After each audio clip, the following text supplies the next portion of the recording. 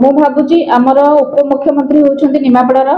ମୁଁ ଆଶା କରିବି ଆମର ମାନ୍ୟବର ଉପମୁଖ୍ୟମନ୍ତ୍ରୀ ସେ ନିମାପଡ଼ାର ଏନ୍ଏସିରେ ହସ୍ତକ୍ଷେପ କରନ୍ତୁ। କୌଣସି କାର୍ଯ୍ୟରେ ମୋତେ ମୁଁ ବାରମ୍ବାର ଅନୁରୋଧ କଲେ ମଧ୍ୟ ସହଯୋଗ କରୁନାହାନ୍ତି।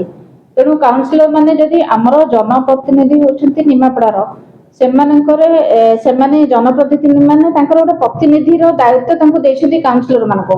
ତାଙ୍କ ୱାର୍ଡରେ କ'ଣ ସବୁ କାମ ଦରକାର, ସୁବିଧା ଅସୁବିଧା, ଆମର ଦାୟିତ୍ୱ ହେଲା ସେମାନଙ୍କର ଅସୁବିଧା ବୁଝିବା, ନା କି ବିରୋଧ ଭାବ ହୋଇ ଏନ୍ଏସି କୁ ନ ଆସି ଏନ୍ଏସି କି ଖଣ୍ଡନ କରିବାକୁ ସେମାନେ ବସିଛନ୍ତି, ଯୋଉଟା କି ସାଧାରଣ ଜନସାଧାରଣ ବହୁତ ହଇରାଣ ହଉଛନ୍ତି। ପ୍ରତି ଉନ୍ନୟନମୂଳକ କାର୍ଯ୍ୟରେ ଆପଣଙ୍କୁ ବିରୋଧ କରୁଛନ୍ତି, ସହଯୋଗ କରୁନାହାନ୍ତି। ହଁ, ଷଡ଼ଯନ୍ତ୍ର ଚାଲିଛି।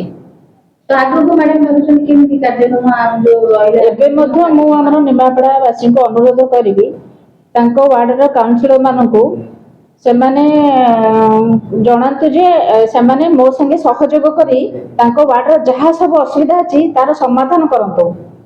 ଯାହା ତ ବିରୋଧ ହବା କଥା ହେଲା, ଇଲେକ୍ସନ ସରିଲା, ସବୁ ସରିଲା, ଏବେ ସହଯୋଗ କଲେ କେମିତି ନିମାପଡ଼ା ଡେଭଲପ ହବ। ନିମାପଡ଼ାରେ ନଗରବାସୀ ମଧ୍ୟ ବହୁତ ଯୋଉ ଯେତେ ହଇରାଣ ହଉଛନ୍ତି ତାର ମଧ୍ୟ ଉପକୃତ ହୋଇପାରିବେ।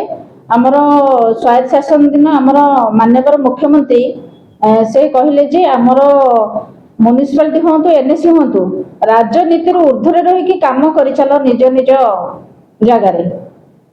କାର୍ଯ୍ୟ କଲେ ହିଁ ଆମର ଡେଭଲପମେଣ୍ଟ ହେଇପାରିବ, ନା କି ଆମେ ପରସ୍ପରକୁ ଏମିତି ଆକ୍ଷେପ କରି, ବିରୋଧ କରି, ମିଥ୍ୟା ପ୍ରଚାର କରି ଏମିତି କାମ କଲେ ନିମାପଡ଼ା ଡେଭଲପ ହେଇପାରିବ ନାହିଁ।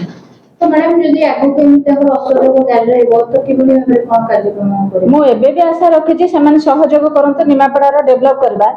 ଆଉ ମୁଁ ଭାବୁଛି ଆମର ଉପମୁଖ୍ୟମନ୍ତ୍ରୀ ହେଉଛନ୍ତି ନିମାପଡ଼ାର। ମୁଁ ଆଶା କରିବି ଆମର ମାନ୍ୟବର ଉପମୁଖ୍ୟମନ୍ତ୍ରୀ ସେ ନିମାପଡ଼ାର ଏନ୍ଏସିରେ ହସ୍ତକ୍ଷେପ କରନ୍ତୁ। ଆଉ ନିମାପଡ଼ା ଏନ୍ଏସିରେ କେମିତି କାର୍ଯ୍ୟ ଡେଭଲପମେଣ୍ଟ କାର୍ଯ୍ୟ ହବ ସେଥିପାଇଁ ସେ ତାଙ୍କର ସାହାଯ୍ୟ ମୋର ନିହାତି ଦରକାର, ଯେହେତୁ କାଉନସିଲର ମାନେ ସହଯୋଗ କରୁନାହାନ୍ତି। ଆପଣ ଚାହୁଁଛନ୍ତି ଉପମୁଖ୍ୟମନ୍ତ୍ରୀ ଏ କଥା ଉପରେ ହସ୍ତକ୍ଷେପ କରନ୍ତୁ।